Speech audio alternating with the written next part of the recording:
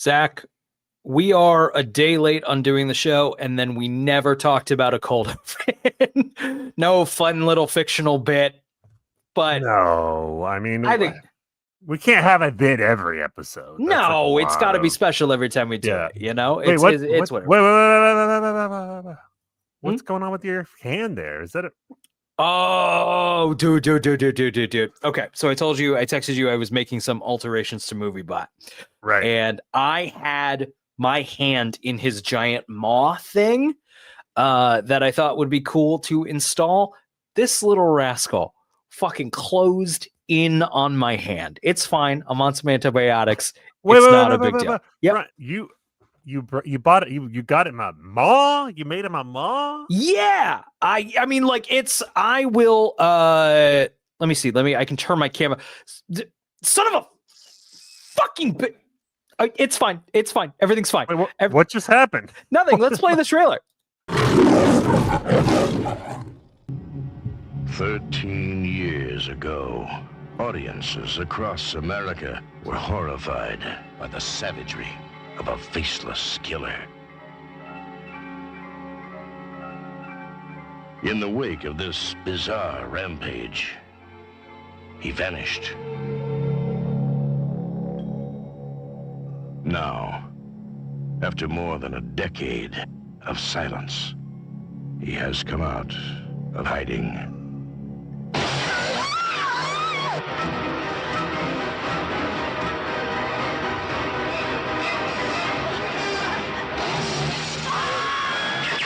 Texas Chainsaw Massacre II. The Buzz is back. Directed by Toby Hooper. We watch movies and we talk movies and we load movies into a really big gun and shoot it onto the internet. Big Movie Canon. Big Movie Canon. It's the Movie Marathon Podcast. We're here. We're wrapping up our batshit Maligned horror sequels marathon with a hell of a finale, Texas Chainsaw Massacre II. Before we get too deep into that, it is also Cannibal Night here on the show. And Zach, I have collected an assortment of the wildest goddamn cases of cannibalism in the goddamn world, and I would love to tell you about them. Can I tell you about the first one? Can I tell you about the first one? Real quick, before you do. Yeah. Speaking of cannibalism, what just happened there? It's hard to tell because your room is dark, and like this isn't a bit, so you weren't like acting it like out, like so we could see. But did your hand just get something happened to your hand off screen? I couldn't tell. Hypothetically, the maw closed in. He's getting bitey, and that's a risk when you install a giant maw on your movie robot. Okay, this is all for science. It's Zach. All right. Do you ever have one of those? Do you ever have one of those coin banks that you put the coin in and then it eats the coin? How fun is that for DVDs? How fun is that for DVDs? Well, I'm just. Why do you got to put your whole hand in there? That's a concern. That's where the disc tray is. Let's just monitor. We'll monitor this throughout the episode. I'm sure it won't come up again. I don't see any issue here. Look, this is like fuck. You never been bit by a dog? You work with dogs. Come on, Zach. I have 5 cannibals to tell you about, and the first one I would love to tell you all about is Alexander Pierce, pictured here with his eyes closed for reasons. This might be after he died. I don't know. I'm scrolling back up through my notes. Alexander Pierce, he was in Tasmania in 1822. That was a long time ago. Cannibalism's been around for a long fucking time. Kind of since we've been around, we've been eating each other. So Pierce escaped from a penal colony with 7 other convicts into the Tasmanian wilderness.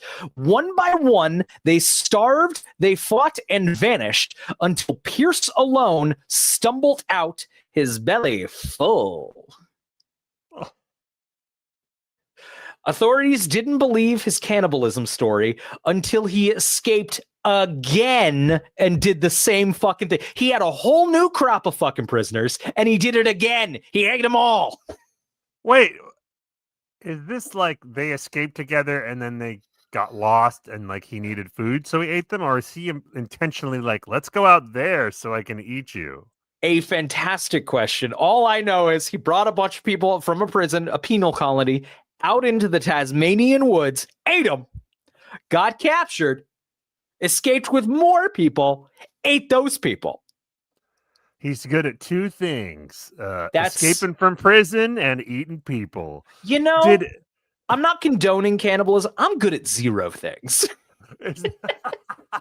Yeah, we're both like kind of all right at a couple things.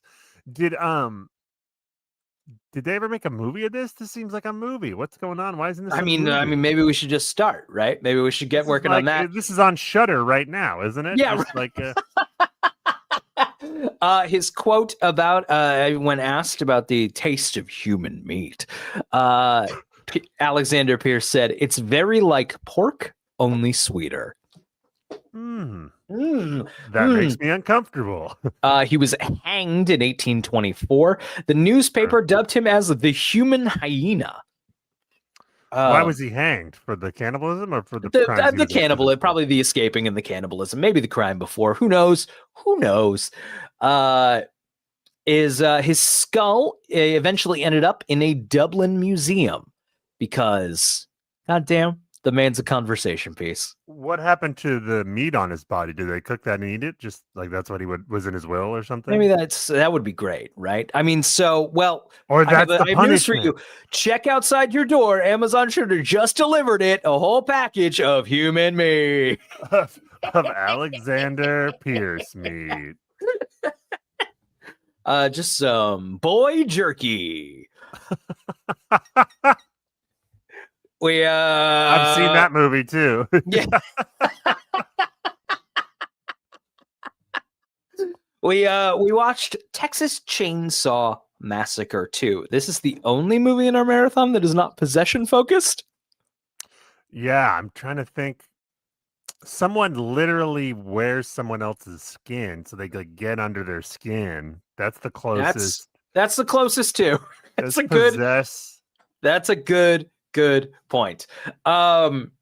Broadly, what'd you think of the movie, man? What the fuck is there to say about Texas Chainsaw? That's how I feel about it too. It's watchable. I enjoyed many parts of it quite a bit. I don't know if it did much for me as a whole, but there's a couple ideas that I wish the movie was about more. And yeah. But it's kind of a blast and kind of doesn't work at the same time. We'll get into it, but I'm not sad I watched it or anything. It's not right. It's not terrible. For a long time, this was considered a absolute disaster of a movie, and again, like we're seeing throughout this marathon, that's just not the case, man. Right. Bad movies were better back then. But I first saw this movie in a bar, like on mute with captions, and it was like my arms across the whole time, like I should see this fucking movie. And I was kind of like the sets, Dennis Hopper in a chainsaw sword fight. The production values are pretty A+, especially for a Cannon movie. I mean, it looks good. This might be the best looking Cannon movie. Cannon, responsible for many hits like Superman 4, The Quest for Peace. Back in Action 1 through 18. Santa Claus the movie. A real aces fucking studio. They were going to change the studio name to, we ran out of money halfway through production. So yeah, not a lot of Cannon movies look this good. So basically what had happened was the Texas Chainsaw Massacre is one of those just horror pinnacles, right? Like it's an important piece of horror movie canon. Not a fun movie to watch. No. I mean, there is very dark humor in it, but we're not going for like big laugh. No, Or, it's you know, Toby Hooper in the making of this movie. It's kind of talked about. It's a little bit of a response to the lack of sensing the sense of humor in the Texas Chainsaw Massacre. Sorry, Toby, was too busy being disturbed to my fucking core. I just love the idea that this guy is like, he made this huge touchstone of horror cinema that everyone is just terrified and disturbed by, but also like heaping praise on him. And then meanwhile, he's like, yeah, but it's funny too. It's funny, like, right? Why aren't you laughing? Why aren't you laughing more? It's the original movie is part of what very little gore in it, actually. Yeah. None. I don't think there's a single drop of blood, actually. Well, the guy cuts himself at the beginning. Oh, right. But they shot a lot around the gore, hoping to make it on television, for the TV cut.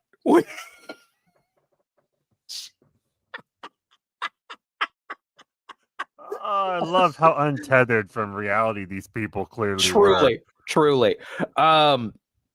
But what also played a role was the way it's shot. Almost, we're in that 70s kind of boom of this really happened. Yeah. I don't think they were really claiming Texas Chainsaw like this is real, but it was very like Ed Gein inspired. I think they did at the time kind of pretend in a Blair Witchy kind of way. Yeah, Like, okay, this got is it. real. It does not like have, they were actually, I don't know, they weren't actually claiming it, but they wanted people to think. Yeah, and I think it's one of those inspired by a true story in that Ed Gein was a fucking nasty freak. So here's a movie about nasty freaks. How many movies were based on Ed Gein? Like right. Silence of the Lambs, Psycho, Texas Chainsaw Man. I mean, the man made his goddamn mark, right? He really did. That new series is apparently fucking terrible. I haven't watched any of those. Is it Ryan Murphy who does those? Yeah, not a fan personally. The only one I watched was the OJ one, which was solid. That one I did like. I also didn't mind the Monica Lewinsky one. But I haven't done any of the serial killer ones. It's Ryan Murphy. I'm not an expert. I just every now and again people talk about it. So like it's usually like I watch one and I'm like, all right, interesting. Let's see where it goes. Episode 2, usually I'm like, all right, okay, I'm on board. And then by episode 3, I'm kind of gone. Yeah. That's a lot of TV. Yeah. For me. Yeah. That's a lot of TV. Yeah. The first Texas Chainsaw, it was that era of this works so well because it's cheap, because we don't have money, and it just kind of like, it doesn't look like a Hollywood production, man. It borderline looks like a documentary, and it's not framed to be one. But it has a certain, if you are sort of like the train coming at the screen, that famous story of people running out of the train. It's like in the 70s, it might have had an element. Is this real? I didn't rewatch the whole thing, but I watched a good chunk of it the other night, the original, and it still fucking works pretty well, man. In spite of decades of desensitization. When he lifts him up onto the meat hook, and you don't see it, you just get you do see him danglings, but like it's the implication. When the guy's like, first of all, you don't walk into someone's house anywhere without being invited, but especially not the middle of nowhere. You deserve to get what you got. But when he gets to that weird room at the end and Leatherface first makes his appearance, it just hits him with the fucking hammer. Awful.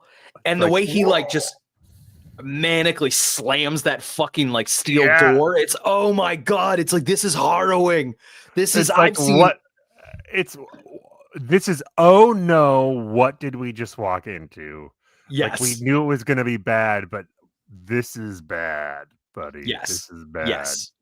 And yeah, I think you're right. It's a certain level of not to say Tobe Hooper isn't very talented. He's very beloved among horror fans. But I think there is a certain level of low budget craftiness to Texas Chainsaw that he doesn't quite, at least for me, repeat. I'm not an expert on him.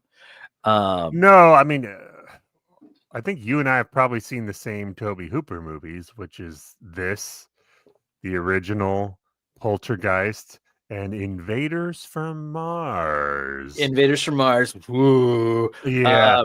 The Salem's Lot TV series, if that, Oh yeah, I saw that series, too. if that counts.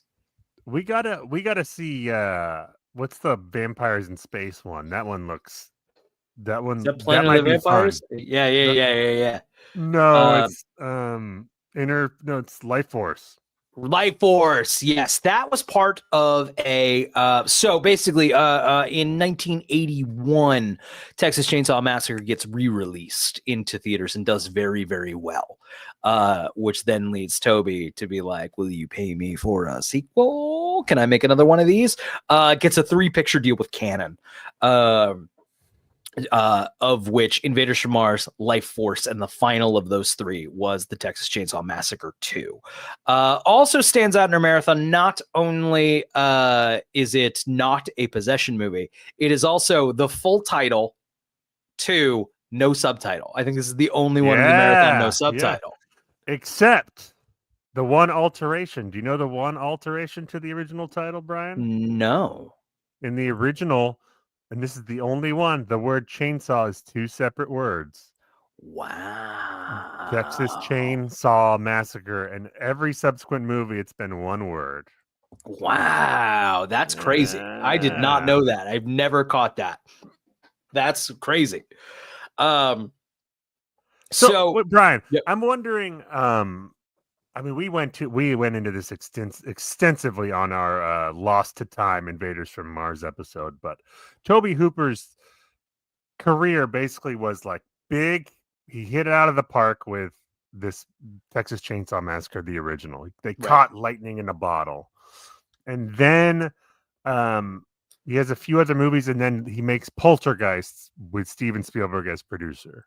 Correct. And there's a whole controversy, which we'll get into one day when we cover Poltergeist, of did Tobe Hooper direct it or did Steven Spielberg direct it? And I think the truth is they both kind of did, and Spielberg was like a really hands-on producer, but Tobe was still a huge part of the Spielberg did take out a page in Variety to be like, Tobe Hooper directed the movie. Yeah. Part of that was probably like, shit, I didn't deny this quick enough, and now I look like an a-hole. Right. It's Poltergeist feels very Spielbergy.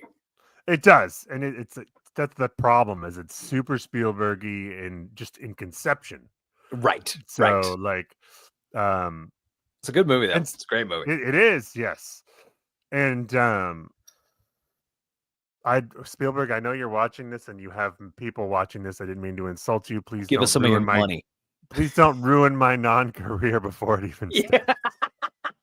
Mr. Spielberg, I'm sorry. Thank you, Mr. Spielberg. Brian, thank you for watching. Thank you for hitting like and subscribe. Jaws is our favorite movie of all time. It's the best movie. It's the best movie ever fucking patron made. saint of this show. You will be, I promise, by the time it's over. Okay. Anyway, I think that was kind of a stain on him, even though it was a huge success. Yeah, for sure. Because or maybe it was because the few movies after that didn't hit, and people were like, oh, huh. Yeah. Clearly. And I think this is part of that. I mean, I should have looked it up. What is his filmography? Does he have movies in between Poltergeist and this run of 3? Good question. I'm not actually sure. Let's look. We're professionals on this show. We do our research. We don't Wikipedia things as we're going. Charm of the show. Oh, I have to see the Funhouse. I've heard that's good. Yeah. Yes, I have as well. Poltergeist, and then nope, it's this run of 3.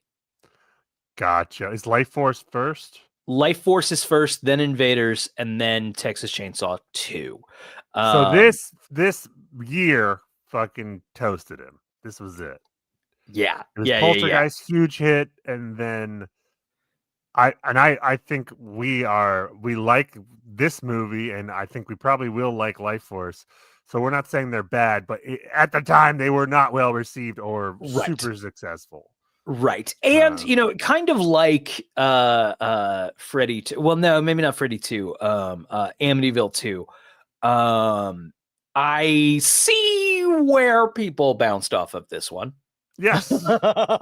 Yes. It's a very big middle finger. Just maybe period. Yeah. To the system, to the audience, to critics, like it's a fuck you. Like you say, everyone. It's because it's kind of a fuck you to the people who like the first movie. I don't know if that's the intention, but it kind of is. Everything we were talking about of like the gritty cleverness of how Texas Chainsaw was made isn't here. So it's like, fuck you. It's buckets of blood and organs and guts in this movie. Yes. It's a and that's part of where I maybe fell a little flat on this one in some areas of it's just shock value, right? It's Tom Savini effects. Right. And I think the problem there is that we trade in that and the humor for scares. It's not really scary. No, it's not. The first one of the scariest movies ever made, and this one not really scary. For all its positives, it's not really doesn't really have any scare. Right. I bet it was a big fun gross out, but right. Yeah, it's gross. But the first one is genuinely scary and unsettling. And this one is like, that's gross, and you're laughing and intentionally a lot of the time. Right. It also takes these true icons of terror from the first movie and makes them into jokes. Right.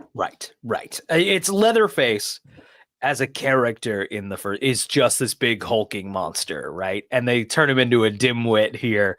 And it's funny and kind of sweet, and you kind of love him. I mean, he is highly implied to be a yes challenged person in the first one. Right. But he's not Sloth from the Goonies. No, he's not like yeah.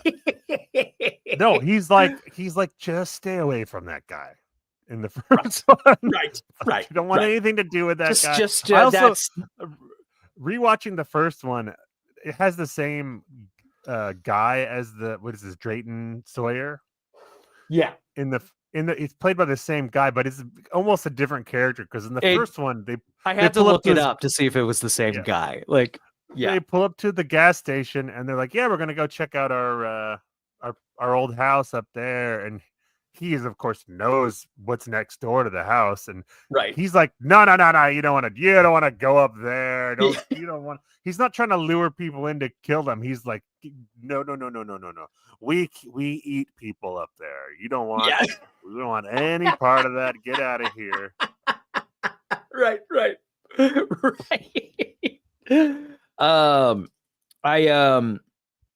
I guess that kind of brings to where I fell flat on a lot of this and I enjoyed it. I think this is a great 1 a.m. watch, Yeah. And I think that's where it kind of thrived, right? Late nights in basements on VHS. And I think if I had this DVD in high school, I'd have a lot of affection for this movie. But its main character is kind of just annoying. And I'm not really feeling for her aside from, yes, this is a horrible situation. I hope you make it out of it. The movie has kind of two stories that meet. Right. And one of them is like brilliant, and that should have been the fucking movie. And the other one is the one you just talked about. And unfortunately, that has most of the screen time. Right. It's Dennis Hopper as Leatherface Van Helsing. That's the story I'm talking about. Yeah. So Dennis Hopper plays the uncle of the two of the main characters in the previous movie, which is Franklin, the guy in the wheelchair, who's like the only person in that movie you're like, will this guy just get killed by a chainsaw already? Yes. Just like from the opening. Like the rest of the characters, it's not like Friday the 13th where they're all unlikable and like waiting for them to get killed. You're like, these are just teens, whatever. They're like 20 somethings. But Franklin, you're like, fuck this guy.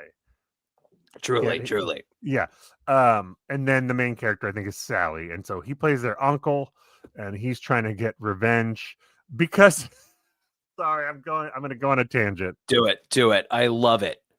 We need a movie bot. We need to fucking stop it over there, right? What is he doing? He's getting a little bitey. He's okay. My hand got a little close. It was my fault. Oh my gosh. Sorry, what were you gonna say? Yes, I was gonna say. We need a clip for tangents, is what I was gonna say. Yeah, we'll get there.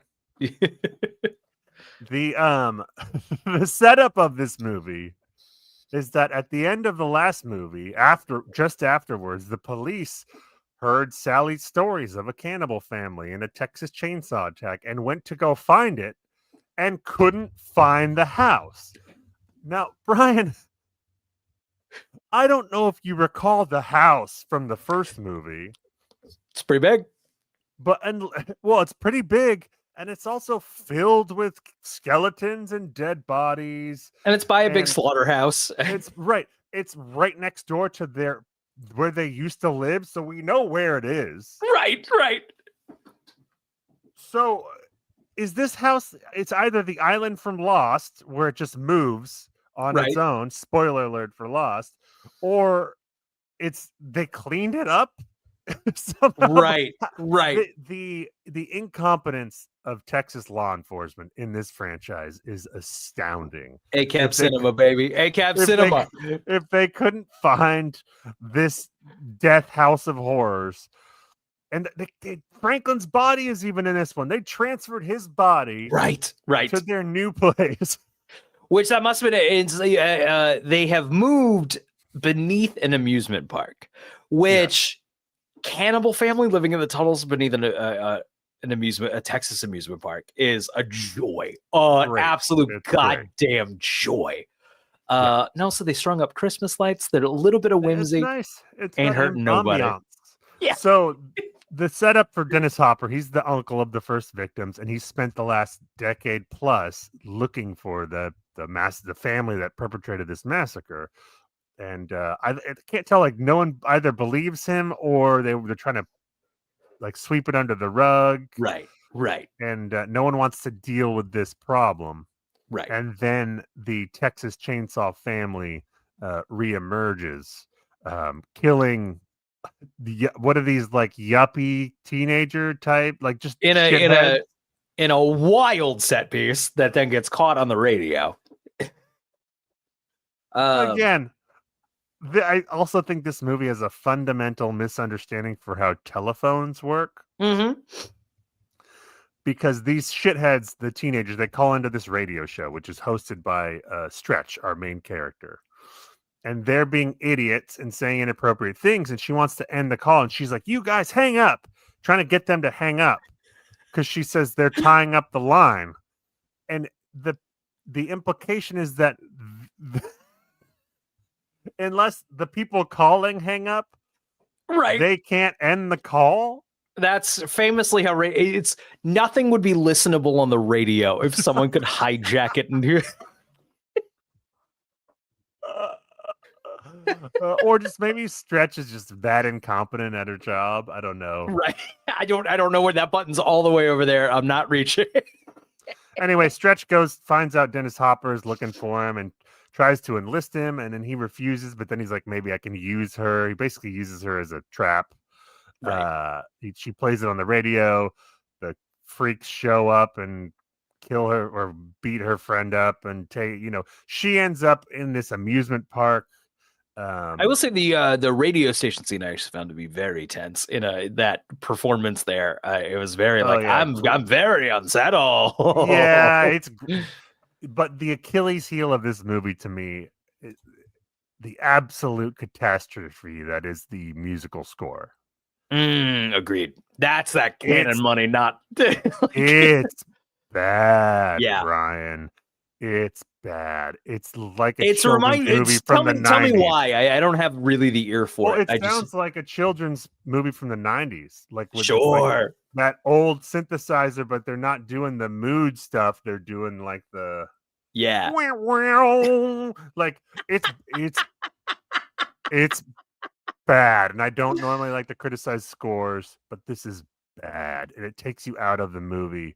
Like any tension that would be there, this just utterly destroys. Maybe that's part of maybe that, it's like, like I said, I don't quite have the ear for it, but I definitely felt a lack of a certain kind of tension.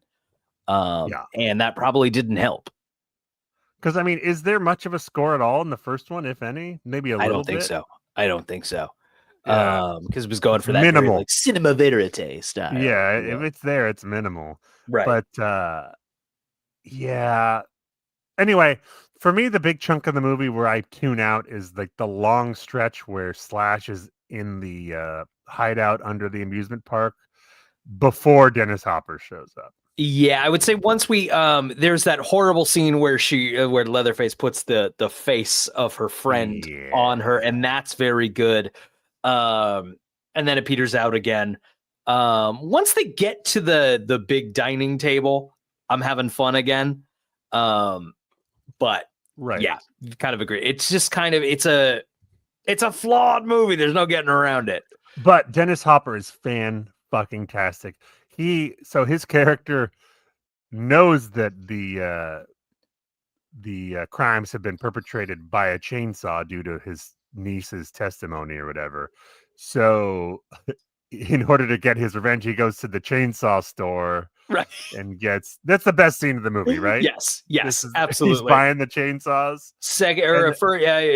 Closely followed up by the chainsaw sword fight. I was going to say that's the second best scene. The chainsaw sword fight is wonderful at the end. Anyway, he buys these chainsaws at the store, and like the old man who runs the store is basically having an orgasm while he uses the chainsaws.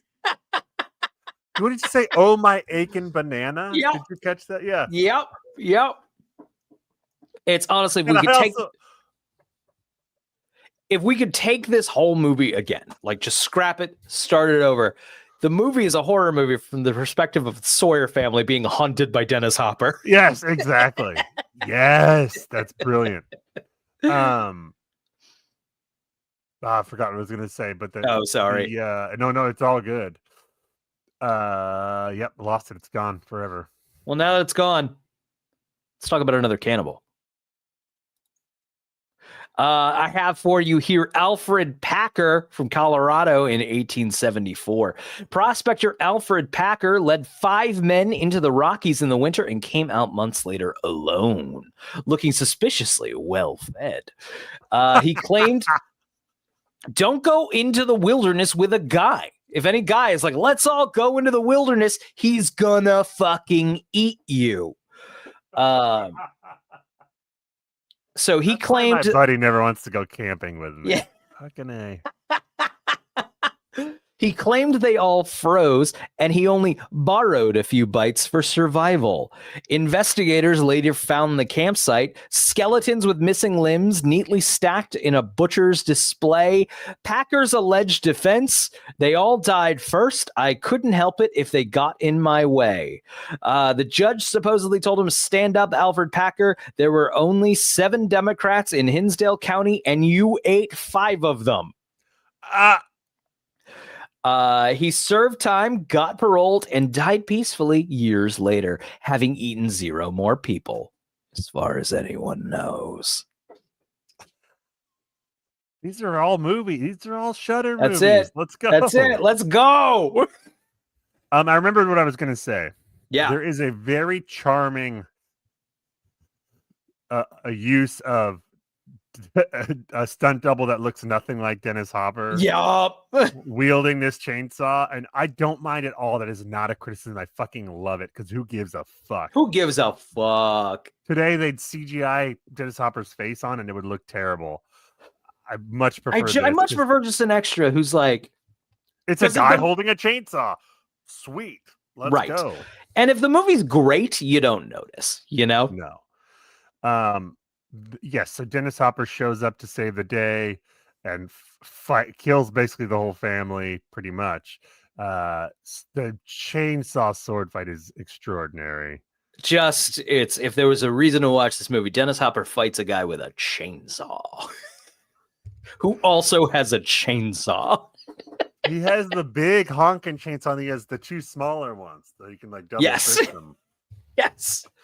I also thought the hammer scene was awful. They have her over the bucket and the grandpa is swinging wildly. Like that was is that from the first one? That does similar. It's a callback to, but it doesn't quite go the way this does. Yeah. I'm trying to. Do you have any other thoughts about the plot of the movie? I don't think so. There's not that much to say, right? It's kind of just little set piece. It's a very flawed, I think, story. Like, overall. yeah, Leatherface basically learns about. He gets horny for the first time when he meets Sally, and then she's like his girlfriend in his mind. Right, right. That didn't do anything for me. Happened. No, it wasn't. Yeah. It was. I was like, I saw the potential to have fun with this, but it doesn't quite. And then the cannibal family is doing like chili cook-offs and stuff. Right. It's fine. This is the silliness of this movie compared with the deadly grimness of the first one. Right. And I just kind of wish we took that next. And once again, I think this is fun at 1 a.m. You know, you're half awake, maybe a little drunk watching this. I think it's a good time. I do like, should I see Texas Chainsaw 2? Yeah. Yeah, it's okay. Yeah. It's fun. Yeah. But it is very flawed. We're talking about all the gore effects and stuff, and mentioning that Texas Chainsaw, they shot hoping, for the TV version. This movie struggled a lot with getting an R rating. Toby Hooper at one point telling the producers, we're not going to be able to hit it. The MPAA had it out for this one. And basically it was only going to get an X rating. And the X rating was basically fucking suicide for a distributor. Blow, yeah. There was no accounting for like artful sex in movies or violence. It was only fucking attributed to porn. Which when we were a fucking country, you went and saw in a fucking movie theater. Like Pee-wee. But yeah, you had to go to a dingy Times Square movie theater and like, I'm good. I'm good. And not jerk off in it like Pee-wee. You're like, I'll just never have an orgasm. It's fine. It's fine. No, thanks. I'm good. So it was a huge commercial stigma. And like all the way down to newspapers wouldn't advertise an X-rated movie. Conventional theaters wouldn't show them. It's eventually the MPA in the 90s would then change to NC-17, I think hoping to get away from like the porn rating. And it's still no one will carry an NC-17 movie. So they released it unrated. I think this is our first unrated movie on the show, which doesn't make it much better. It doesn't improve your odds that much. I believe if caught on the trailer, it was still like no one under 17 will be admitted. They really tried to play ball with it.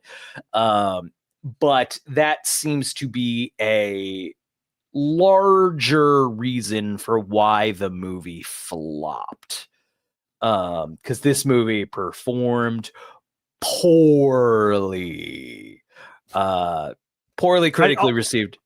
Yep. I also think it wasn't received well by even horror fans at the time. No, yeah. It's silly. It's like they're making my thing silly that I love. We keep mentioning Shudder Originals. This has Shudder Original in the 70s vibe, There's some dope Shudder originals. There I've seen are some dope fucking Shudder originals, but Yeah. the doper ones are independent films that Shudder got distribution on. There are the more Shudder paid for this ones are a little. There's fun ones. Don't get me wrong, but like people really like Deadstream.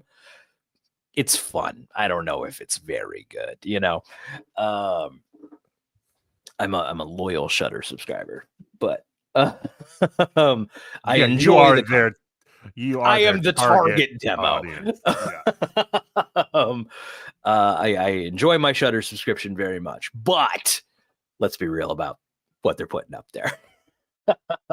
What was that fucking one with Tim Roth? Tim Roth Eats Baby. Resurrection from 2022. I saw that. That movie, that was all my wife and I talked about for like 3 days, was that fucking movie. We loved it. I really liked The Influencer, which is I don't think I saw. I saw that one on a list, but I haven't seen it. Yeah, it's not horror, it's more thriller, but yeah, I liked it a lot. It's kind of like a modern day kind of Talented Mr. Ripley type situation, sort of.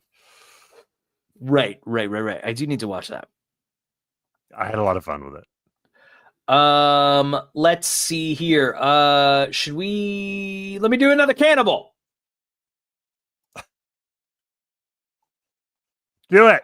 I'm doing it. It's happening. This is Nanzino Island in Siberia. Oh, well, go to Siberia. Of course you're going to get eaten by a human. This is quote unquote Cannibal Island. The Soviets decided to relocate thousands of petty offenders and homeless people into a swampy island in Siberia. No food, no water, no shelter, no tools. Within weeks, starvation turned the place into a real life nightmare. Witnesses. There has to be a movie about this. Sorry, there has to be. This is a fucking. Witnesses reported prisoners cutting strips of flesh from corpses and occasionally the living. A survivor later testified they cut up the bodies. We made soup from it. The guards eventually discovered the horror and quietly moved the survivors. Stalin's bureaucracy buried the reports for decades. The government mismanagement literally turned into a recipe for disaster.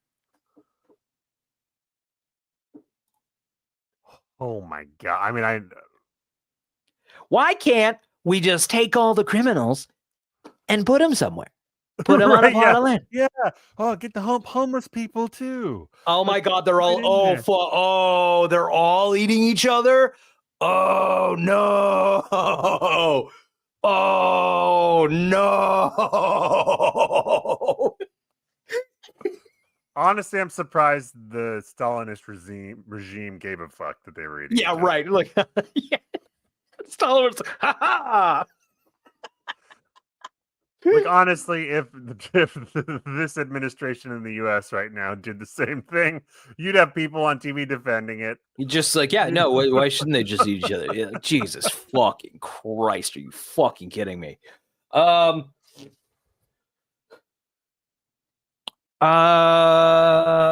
don't have any other thoughts on this movie. Do you have any other thoughts on this movie? No, I mean it's gross. It's gross. It's kind of fun. Not that fun, but it's kind of fun. I bet with a million rewatches, I bet I would grow some affection for it. But as it stands, I think if you are doing a Texas Chainsaw Marathon, I think you would have fun with this one. I mean, I haven't seen any of the other ones except for the first one and this one, but I don't imagine they're better than this. No, I would say no. The remake, the 2000s remake, we will eventually do 2000s horror remakes. It's one of the better ones of the era, but like grading that on a hell of a curve. And then yeah, no, go ahead. That whole rebooted series isn't bad. You know what I mean? Like, yeah, just kind of fun for what it is. Hey, this isn't great cinema. It's a Texas Chainsaw reboot series. Relax. Like, Yeah, I watched I think it's the same director as that remake, the Nightmare on Elm Street remake. I watched that recently because we just covered Oh, the second one. And like it's not great, but I've seen the Fog remake twice. You know what I'm saying? I know what you're saying. I've seen the Fog remake twice, okay? And people Oh, act like this Nightmare remake is the worst of the 2000s remakes. Bro, it ain't even close. I actually was entertained by it. I would say like yeah, two and a I half can see that. stars, maybe 3 on a good day. And then like the Fog is like I will not watch the Fog again. When we do our 2000s, we will talk about the Fog, but I will not be Oh, watching it again. yeah, no, I fully no. There's no point. There's no point of like it would still be like I don't know what the fuck happens in this. My head went somewhere else while this was happening. Like it's. I feel like we could have a completely unresearched conversation about the Fog right now that would like be the Have you same ever as if been we had. have you ever been driving your car for a while and then like you zone out for like 10, 15 minutes, like deep thought. Yep. And then when you come back out of it, you're like, who the fuck has been driving this car for the last 15 minutes? Like, did I look at the road in the last 15 minutes? I was so deep in thought. That's what watching The Fog is like. Truly, truly. And an article just popped up on my feed about it. I don't know if we hit an anniversary of it or something. But it's that movie made money. Like, People can't be celebrating the Fog remake, can no, and they? it No. was talking about how it was a huge piece of garbage and it's one of the maybe worst movies ever made. But like, it's funny that this fucking flopped. This is an infinitely better movie than the fucking Fog. Oh yeah. But it's the Fog made its budget back in a sweet little profit. And we'll talk about it one day, but I do think that Nightmare remake was maybe the death blow to that era of remakes. That was like the last of the what are we going to call it, the music video remake era? Just Right, like right. um, all right, man. Why don't we head to Brian, a break? Yeah. I'm a little worried that MovieBot hasn't shown any clips all episode. Like I'm worried. Is he? Can you take a look at him? I want to make sure. Yeah. What's going on here? But fuck. What's going on? We'll be back.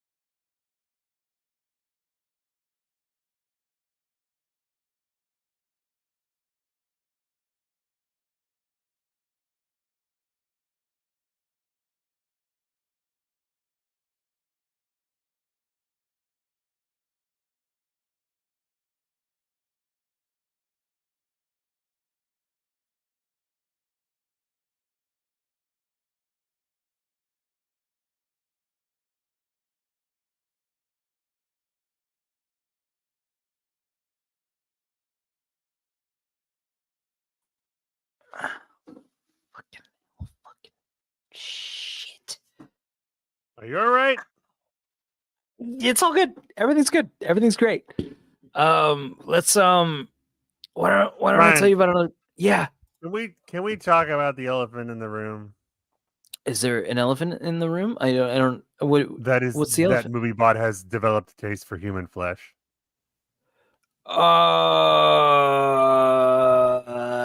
Okay.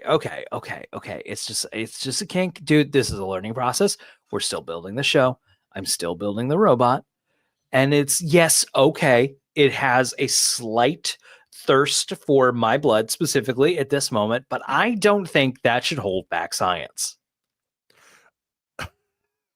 I mean, should we find out if it's just your blood or if it's like human blood in general? Like, will you bring your wife in and see if he tries to eat her, or maybe I like Little don't. Shop of Horrors, just start luring people in off the street? I mean, yeah. All right. Yeah. We'll give it a go. We'll see what happens. I'll update everybody next week on if it seems to stop it.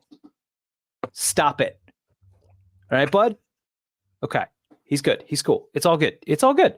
I'm gonna tell you about another cannibal. Yeah, let's talk more cannibals. Oh. Jose Dorriguez Vargas, Venezuela in the 1990s. Vargas lived under a bridge in St. Cristobal. I'm sure I butchered that pronunciation. He made headlines after police found pots filled with, you guessed it, bits of people. He later admitted to eating several victims, favoring athletic men and avoiding fatty meat. In his own words, who doesn't favor athletic men, baby? You know right. what I'm saying? I only eat the parts that are good for me. I like thighs and calves. I don't eat women or children. They're too fatty. Whoa. He claimed he'd boil the meat to make a stew and once remarked that human flesh tasted like pears. Vargas was declared. I don't eat women or children because they're too fatty.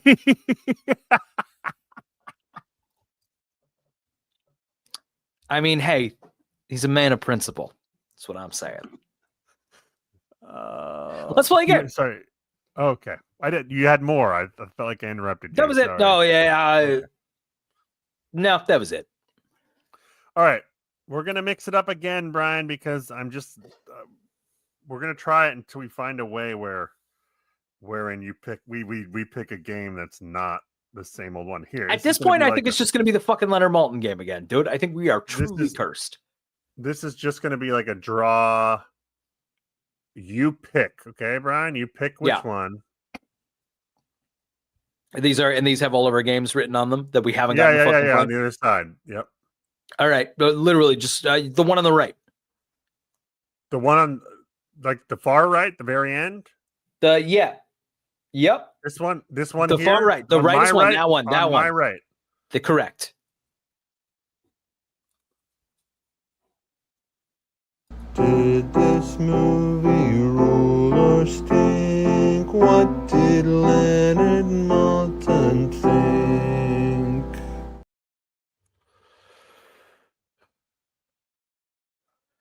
Leonard Maltin was a film critic, still is, I think, but he had these movie guidebooks, and we used to, before the internet, you didn't have access to all the critics' reviews. You'd had to read them when the movie came out, or just never know. And so you had to have a guidebook. Leonard Maltin's was the most popular. Our game that we play every episode, apparently, is to have Brian guess what Leonard's review was, so what his little blurb was, and also what the star rating was. Leonard works on the scale of bomb, 1.5, 2, 2.5, 3, 3.5, 4 stars are your options. All right, Brian, what did Leonard Maltin think of this little ditty?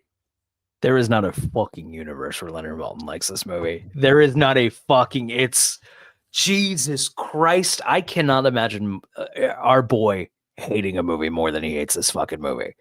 Okay, I think he's gonna schlock it. I think he's gonna mention the more comedic bent to it. I think it's going to be derisive towards that. I wonder what he thinks of the original. Don't tell me though. I think he's going to criticize Dennis Hopper. He doesn't always but I think he's going to criticize Dennis Hopper. And I think 1.5.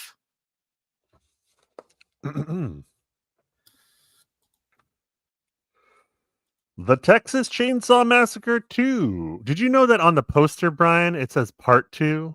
Wow. Yeah.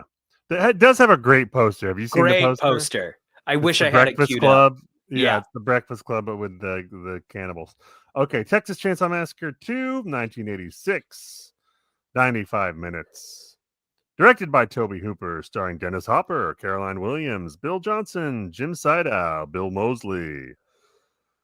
Hooper returns with a mind-numbing, pretentious sequel. Pretentious? Pretentious? I don't know if that's the word I would fucking use. Hopper plays a nutty ex-Texas Ranger obsessed with revenge against the crazed family of Texas cannibals, while DJ Williams is simply looking to save her own skin when the cannibals go after her following a broadcast that angers them. That's not quite accurate either. Yeah.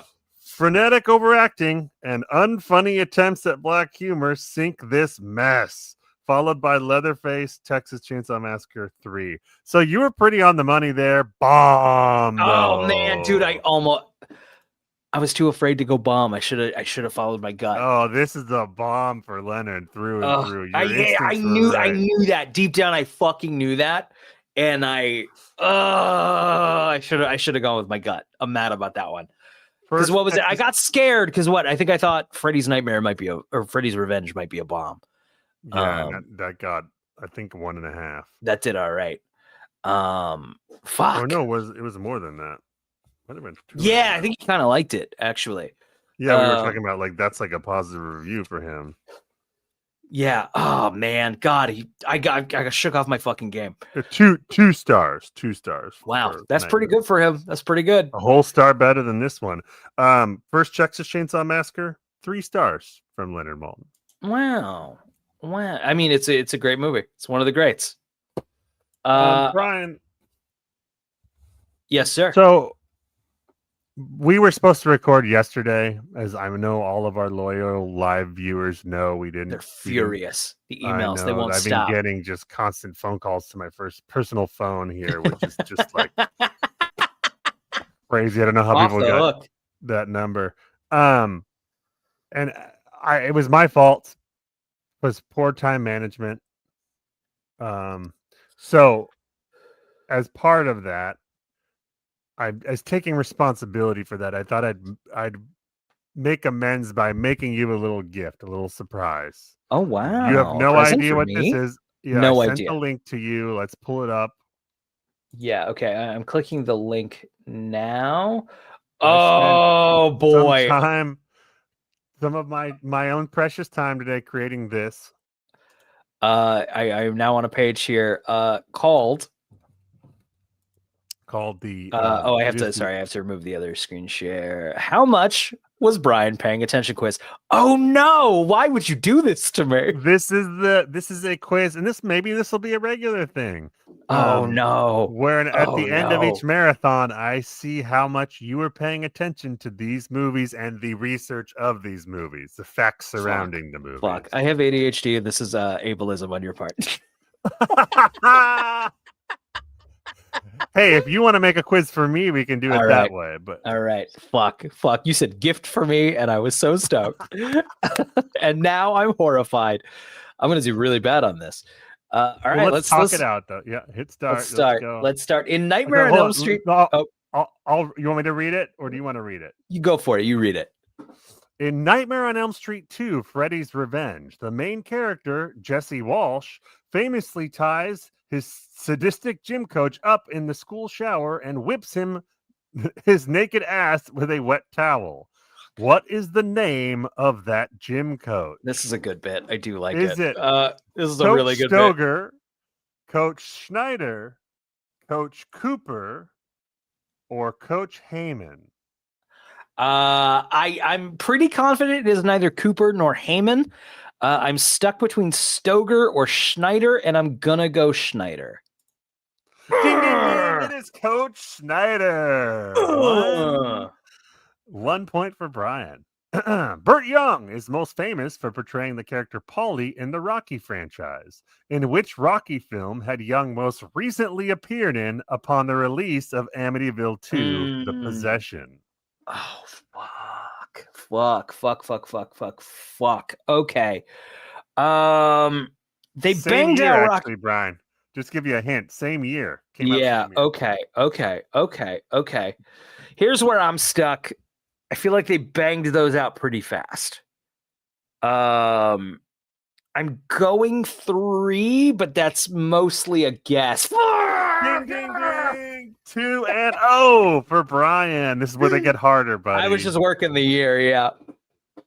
What is the name of the radio station where Stretch works in the Texas Chainsaw Massacre II? K-Okla, I did flag that.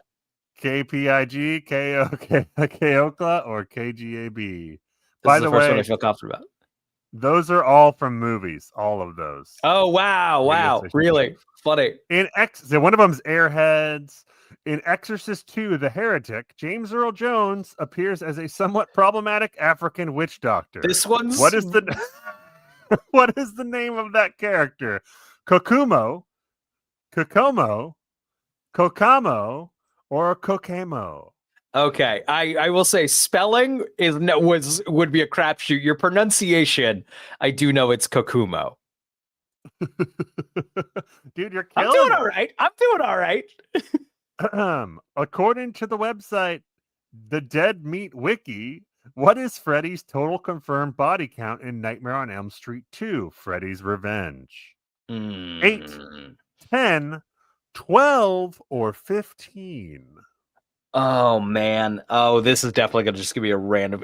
I'm thinking of the pool party. A lot of people bite it at the pool party.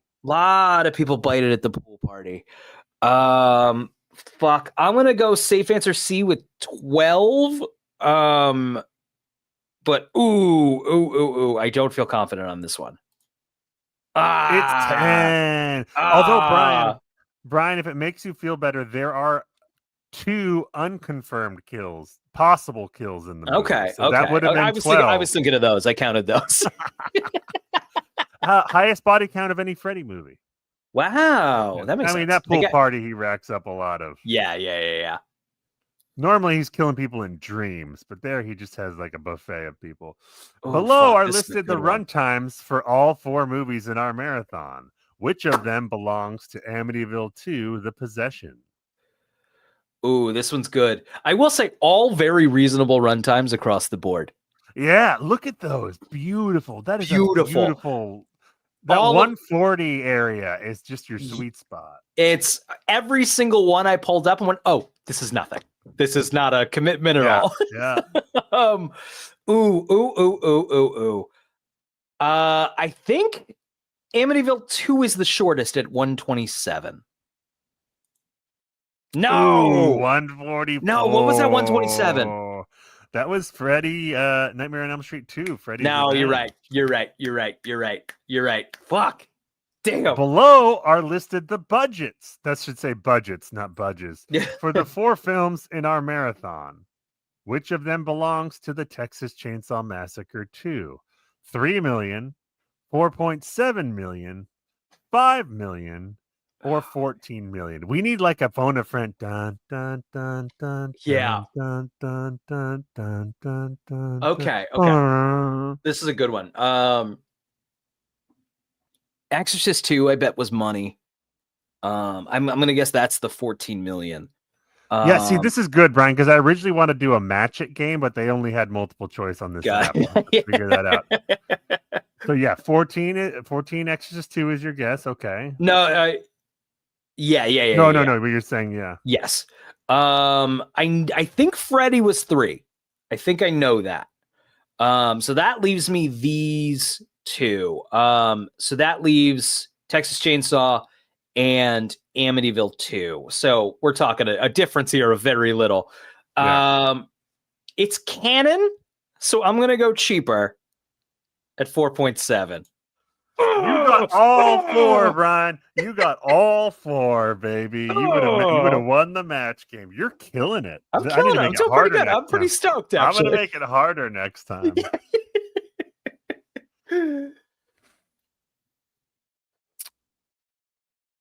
Below are listed the domestic box office grosses for the four films in our marathon. Which of them belongs to The Exorcist II, The Heretic? 8 Okay. million, 12 million, 29 and change million, or 30 and change million? Okay. I know Freddy. I know this one's not 30. I wonder which one that is. I know Freddy did good. I don't know about that good though. Fucking hell. All of these sort of none of these numbers strikingly impressive. I mean, like your 29s and your 30s are decent for Yeah, the time. for sure. For a horror movie. So this was a hell of a flop. It was released on. Oh, this is Exorcist 2. Yeah, it's not Amityville, it's Exorcist. Yeah. Okay, I'm gonna go that 30. I think my logic here is that The Exorcist was so fucking popular that it just carried downwind. I'm going for it. Yeah. Oh man, you're killing it. You're killing it. Below are listed the average star rating on Letterboxd for the four films in our marathon. Which of them belongs to Nightmare on Elm Street 2? Fuck, these are good. These are really Freddy's good, dude. Revenge. Okay. Freddy's Revenge has been reclaimed very much. So, and a lot of Letterboxd was very positive more positive than we felt towards it. So I'm gonna go that 3.1. Before you click, I just want to say it's tough because 2.8 to 3.1. That's most of them right in there, right in that little region. 2 is which one do you think 2 is? 2 is pretty obvious. 2's gotta be. Sorry, I'm blanking. Fuck. 2's gotta be Exorcist 2. Yes, it is. Yes. Yeah. Okay. So you pick now. Sorry, I distracted you. No, you're good. You're good. I'm gonna go with this 3.1. I'm gonna follow my gut.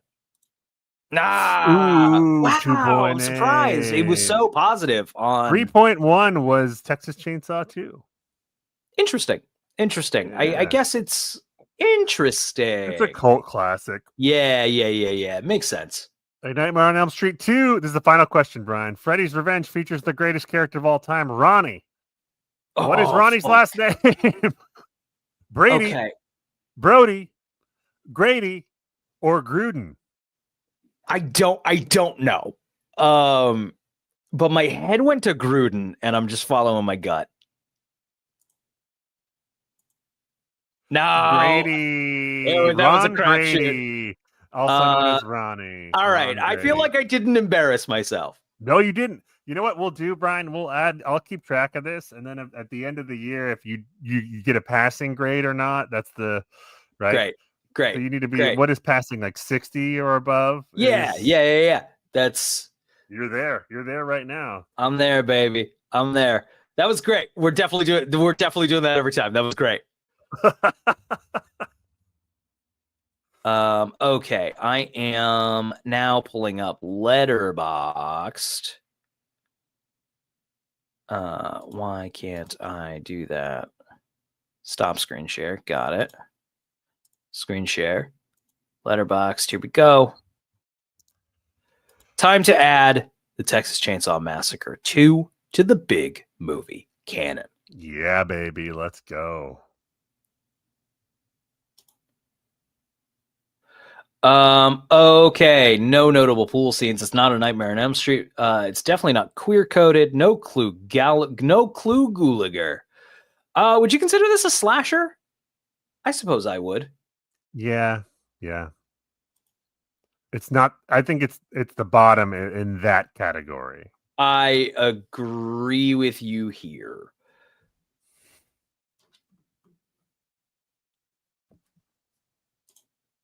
doesn't mean it's. Oh, we have to give it a star rating first.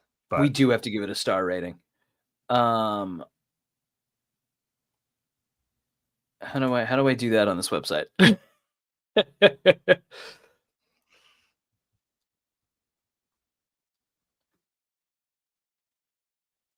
where are you at on this one, Brian? I don't have a strong opinion. Probably in the 2.5. Yeah, I was gonna say 2.5, 3 is fine with me. I think. Yeah, 2.5, 3. Yeah, that's should we err on the side of 2.5? Yeah, and do we want to do a heart with this one? Did I like it that much? I liked it. I thought, what are your instincts saying? No, I'm open to either way. Just I don't love the movie as a whole, but I love parts of it. I love the Dennis Hopper thing and the chainsaws and stuff like that. But here's my thing. Sleepaway Camp has similar problems. Stuff that's like, fuck, this is wild, and stuff that doesn't work. And I'm still like, I don't know, man. I love that movie. Right. Whereas this has problems, and I wish it was better. I don't care. Do we want let's maintain the integrity of the heart and not use it on this one. And I think we can always, when we go to audit this list later, if we change our mind, Yeah, it's a work in progress. From the perspective of the Sawyer family being hunted by Dennis Hopper with a chainsaw. Great. Yep. My aching banana.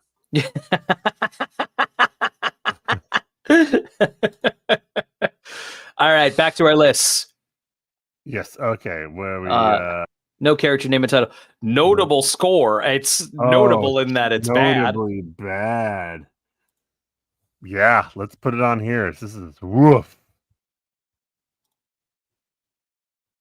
Bad, very bottom.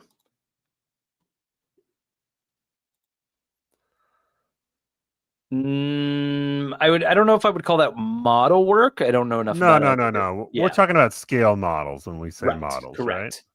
Right? I don't believe there are any in this. Our first non-devil possession movie. Certainly some gnarly kills in this one. Oh yeah, this is gonna be tough. Yeah.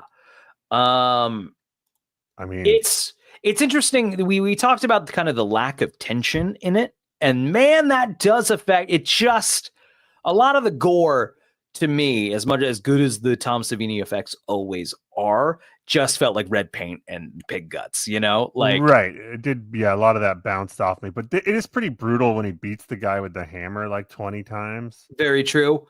I'm really stuck here. This is tough. Nightmare. Nightmare's got a pretty. This is brutal kills we're on. This is gnarly kills. Gnarly kills. Yeah. Wow. This is why we got an audit, because I'm surprised. I thought we had Nightmare higher. Yeah, it does seem. I'll have to go back and watch why we said it that way. I do think this was a little contentious. I do think you succumbed eventually, but I don't know if I felt passionately about it. We'll talk about it in the audit. Interesting. Yeah. Oh no, I remember why. Yes, because the effects are impressive and they ranked high, but it's just kind of he slashes them in this one. Right. They're not the most gnarly kills. That's right. So I think Chainsaw's above that for sure. Yeah. Chainsaw's above Amityville 2. Yes. Agreed. Probably above Return of the Living Dead. What's that? Right? What do you think? Probably above Return of the Living Dead in terms of gnarly kills. I mean, it's pretty gnarly. It's pretty gnarly's what this movie has going for it. Yeah. I'd put it above Sleepaway. Yeah. Now we've hit our wall. The thing is, Dawn of the Dead has a scene where a guy's intestines are pulled out of his body while he's alive. And I remember that more than I remember any individual kill in this movie. And this movie does have intestines, but it's sillier. And in Dawn of the Dead, it's terrifying. Right. I'm happy here. I think this is it. Yeah. Horror sequels, here we go. Let's go.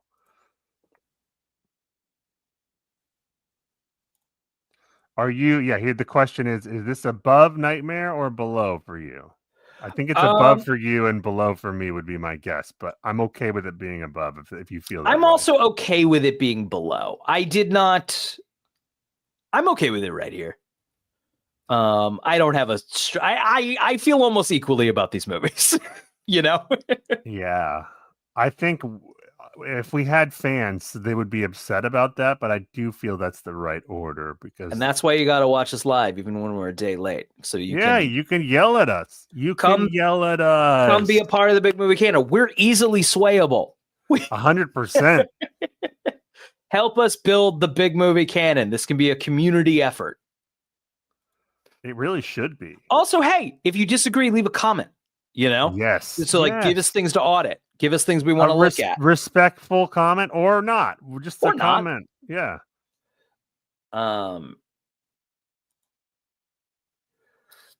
Gore effects. Got to talk here.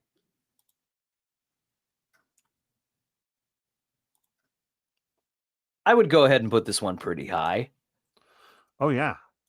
I mean, we talking number one? I mean, if it's over Return of the Living Dead. There is like the face scene is fucking fucked up. The scalping, the wall of intestines. Yeah. Do you disagree? No. It's probably above Return of the Living Dead. Return of the Living Dead. Oh, Return of the Living Dead's a lot more clever, is the thing. It talk about a funny. Right, it's more fun. If both movies are horror comedies, if you will, Return of the Living Dead is funnier. But I don't feel strongly about this number one. I don't feel good about it, but I also can't logic my way out of it. I mean, I'm okay putting it lower. Texas Chainsaw below Dawn of the Dead. Yeah. Does that feel better? That feels better to me. Okay. All right. Let's see here. Horror movies. I'm petting my dog. She's like, dude, let's go for a walk right now. I'm sick of you talking about fucking. I think that's right. I think that's right. I mean, even if we did have just ranking the movies, I could see it being higher, but as a horror movie, it's not really. No, it's not. It's not scary. Right. There is a title sequence in this movie, but it's just classic canon white text over a black background. Well, we do get the scroll of the narrator. We do get the scroll in the narrator. Yeah. As I recall, we couldn't even remember Nightmare on Elm Street, so let's put it above that. Great. And then that's fine with me. Okay. Yep.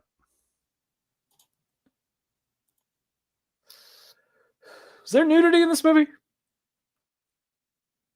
Not that I remember. Like dead bodies. Yeah, it doesn't count. You got to be alive. Would you consider this underrated or underseen in 2025? It's that it maybe was at the time, you know. The did you ever see is like, have you seen this fucking movie? It's weird. Like this was under the radar. You might not have seen it. Doesn't mean it's good. Yeah, it just means you're like telling someone, have you seen this movie? Did you see Texas Chainsaw 2? I don't know. I could see it being on there. This is a borderline case. Let's do it. Let's. This would be helpful to have an audience here. Right. This is it. And maybe that kind of borderline puts it at the bottom. Yeah. Yep. 80s movies. Yeah. Oh, yeah. Yep. Right there. Which is, once again, we liked this movie. Yeah, we did. Yeah, this was a good marathon. We had a This good is a time. good marathon overall. I think Exorcist 2 was the stinker, but And we still had a good time with it. and still had a good time with it. No Italians Be Crazy, no Incest Yuck Stop, I Hate It. No, probably incest created them, but we don't know for sure. Yeah, not explicit enough for Not my taste in the incest definitively. Yikes. I mean, the whole fucking movie's yikes, but not in the sense that not in the sense we're talking about. No. I don't have a notable fall. Wait, we do. We sure do, Brian. We sure do. The final guy falls off that tower thing. Yep. And it's like a real stunt. It's pretty Yep. badass. Yep. Is it better than that fucking Exorcist 2 fall, though? No, of course not. That might be the only list Exorcist 2. It remains at the top of. It's an all-timer fall. It's like 7 shots. It takes that guy a half hour to get to the ground. They're on the moon. They fall from the moon. Is Dennis Hopper in this enough to count as a? I mean, he's first build. Oh yeah, let's do it. Boom.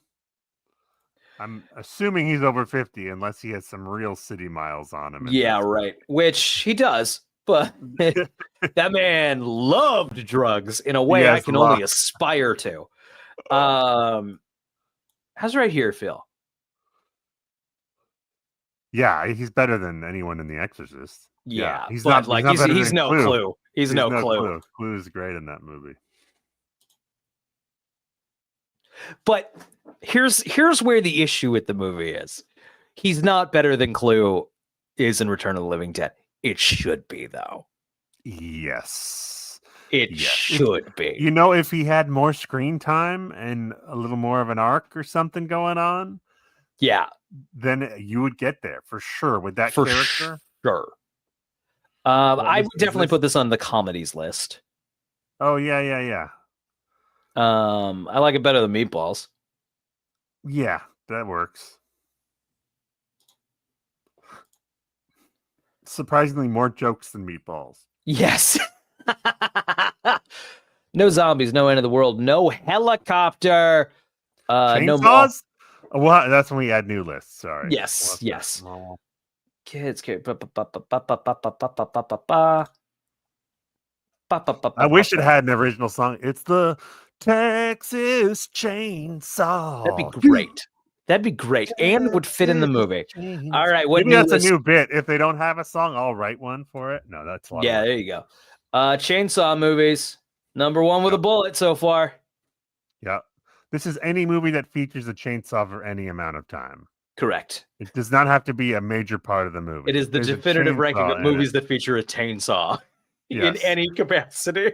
We also need to make it's going to be insane by toaster movies. We need a villains list, Brian. We forgot to do that last week. Now, this might not come up this week, but is this any villain, like any forces of antagonism counts in this list? I think the villain has to be a character.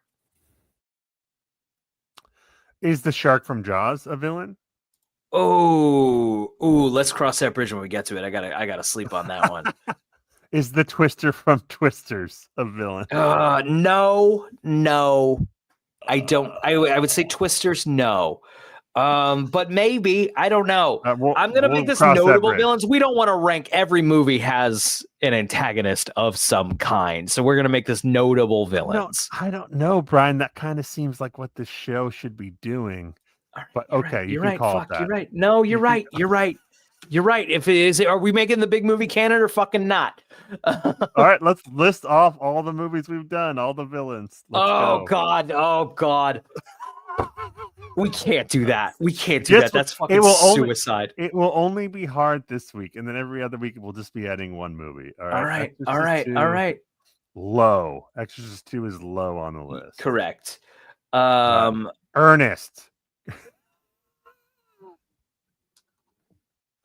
I think better villain than Exorcist 2 because that fucking psycho He's got a shotgun. He's shooting at this guy over a summer camp. Agreed. What other fucking movies have we Return done? of the Meatballs. Return of the Living Dead. The villains are the zombies, right? / the government. Oh, yeah. Good call. Dawn of the Dead. It's a biker gang, probably. Yeah, and the zombies, kind of. I'm just kind of smattering stuff down. We can fix it up later. What other movies? What other movies have we done? Amityville 2. Yeah.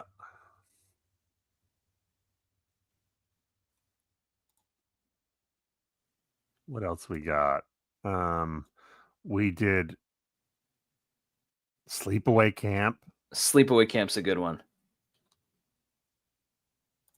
Certainly notable, right? Mortal Kombat. Oh, fucking hell. Oh, my God. Oh, Raul Julia might get a good hit here. Oh, yeah, and Street Fighter 2. Or Street Fighter. Sorry, not 2. Street Fighter as well. Okay.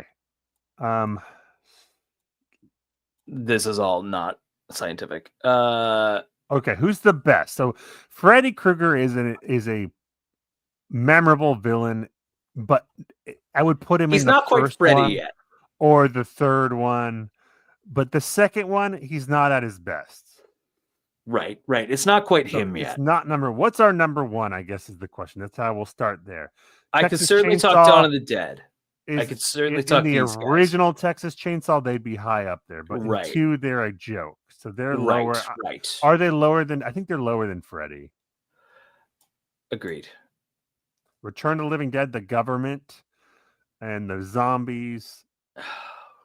They're so fun. They're so fun. The and funny. zombies talk. I do like that. I do like talk. that too, and I love the half lady. Let's go above Nightmare and below Dawn. I think, right? Agreed. Street Fighter, Raul Julia. I mean, very notable, right? Yeah.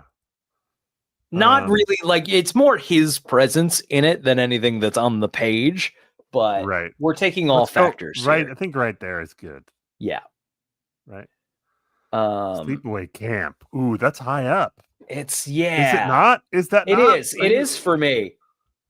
I like it right there. I mean, hold on, let's talk about this. This is the canon. Okay. All right. You're right. I know it's 4 a.m. where you are, but Sleepaway Camp is iconic villain, right? That's the whole iconography of the movie. It's a goddamn good point. It's above Street Fighter. You're right. I don't know what I'm thinking. It's above Return of the Living Dead. Is it above Dawn of the Dead? The great zombie. The Dawn of the Dead represents like zombies, as a villain, right? Consumerism. I'm very happy at number 2. Do you want to go number 1? I'm just trying to be honest here. I think it has a case. It's okay. I mean, interesting pathos for sure. Great kills. Just the final shot. Whatever the fuck. I'll fucking do it. I'm not saying we have to. I'll fucking do it. I'm in. You sold me. You sold me. I'm in. It's a conversation to be had, is all I was trying to say. No, Ernest. Hold on. Ernest is above Texas Chainsaw. I will say I just remember that fucking final set piece that was fucking crazy. I mean, he was evicting people out of their houses, like beating people up, but that's fine. Pretty bad. That's right there. Pretty bad. Freddy, pretty smaller scale issues here. Like, yeah, you know what? Let's put him over Raw. All right, cool. We got him right there. That's good. Exorcist 2 is rock bottom. Yes, correct. Because I don't even know what the villain was. It was a vague Pazuzu. I guess. Amityville 2 is a good one. The house is in this first Amityville, it's low for me, but the house in this one is a real. It has more of a personality and a character to it. It's talking to him. Yeah. I think this is above Ernest. I think over Return. I think, yeah. I think I'm good right there. Yeah. Is that it? No, Mortal Kombat, dude. Shang Tsung. Yeah. Your It's soul not. is mine. Fuck, it's a good point. Let's put him above Texas at least. I mean, like, now we're getting to the point where, like, Nightmare 2, it's Freddy fucking Krueger. Like, Right, exactly. Yeah. It's even not Freddy his strongest showing, but he does climb out of a dude's chest. It's Freddy fucking Krueger. This may be one we have to audit quite a bit. It might have to get audited, but I like this at the moment. Yeah. This one, I'm going to say, if we want to audit this even next week, I'm open to that. We can audit as we go. Absolutely. We can audit as we go. Any other? I feel like we have amusement park movies. Oh, yes. Great call.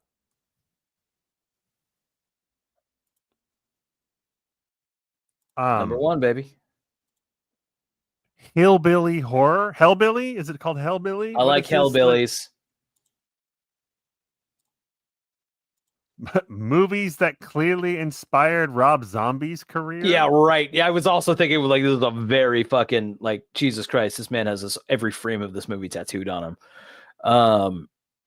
We got to do cannibal movies. Oh yeah. Yep. Ooh. Revenge movies, Brian. Ooh, yes, of course. And I guess Freddy's Revenge counts because it's in the title. It's literally in the title. Are zombies cannibals? No, they're zombies. They're their own thing. Okay. Yeah, I guess they do specifically say in Dawn of the Dead they're not cannibals. Right. That's what the guy on the news says. Right. Almost. We're almost ready for a walk, Feta, okay? Just relax. I think this is a better revenge movie than Freddy's Revenge. Absolutely, because I don't even know. What were you getting? The first movie was Freddy's Revenge. The first movie is a great revenge movie. That's high up. But yes. This one is like, I'm mad at everyone. Like your revenge has to be a little more specific than that, Mr. Krueger. Okay. Make sure we're not missing anything. Yeah. Nothing's coming to mind. What's that? Movies about food. Oh, I don't think I added cannibals. Hang on.